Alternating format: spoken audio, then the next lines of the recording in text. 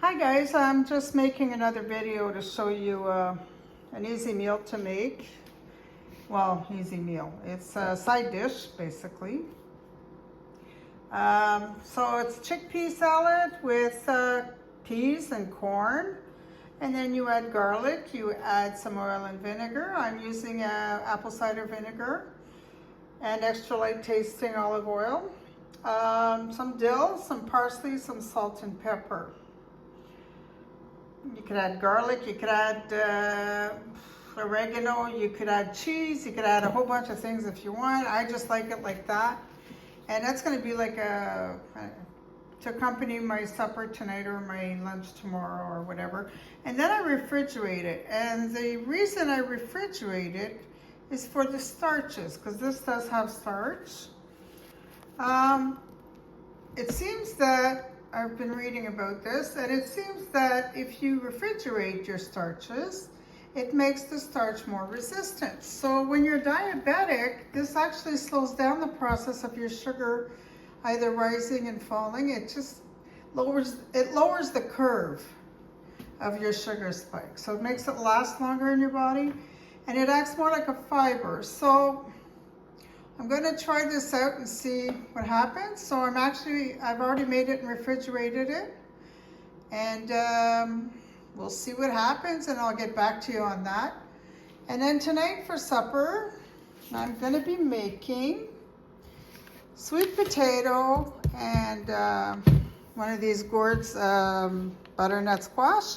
So I'm just going to make a soup with that, with some stock, and maybe I'll add some cream in there to cream this up. And so basically I just peel, cut, this I'll cut and take the seeds out, and then I'll cut it in chunks. And this I'll peel and I'll cut it in chunks, and I'll boil it all just barely covered with water.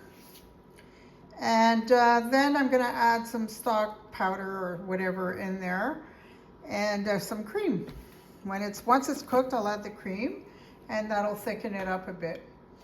And then with that, I'm gonna have some cheese. I think I'm gonna do a brie. Yeah, just a brie. And I'm gonna make myself some crackers. My husband already has his crackers, but I'm gonna make some for myself with some keto pita. Just so I have something to dip into the cheese. And with the cheese, basically what I do is I just bake that in an aluminum dish or whatever. It's round, so a rounded aluminum dish. And I just bake it just till it starts to melt with maybe some tomatoes and basil and olive oil.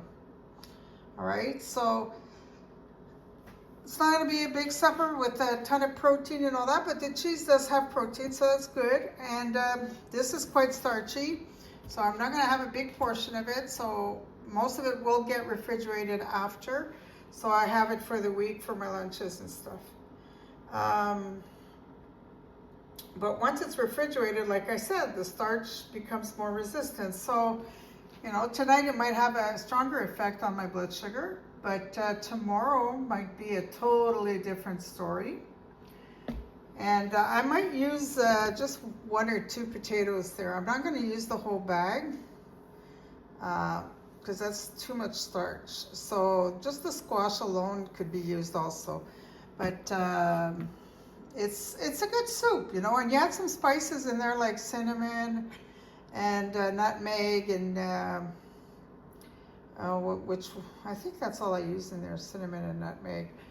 But there's other spices you can use as well. You can look that up online, which is basically what I'm going to do. So, but I do remember the cinnamon and nutmeg, kind of like fall, the fall spices, right? So that's what you want in your butternut squash soup. Anyway, I hope you all have a great day.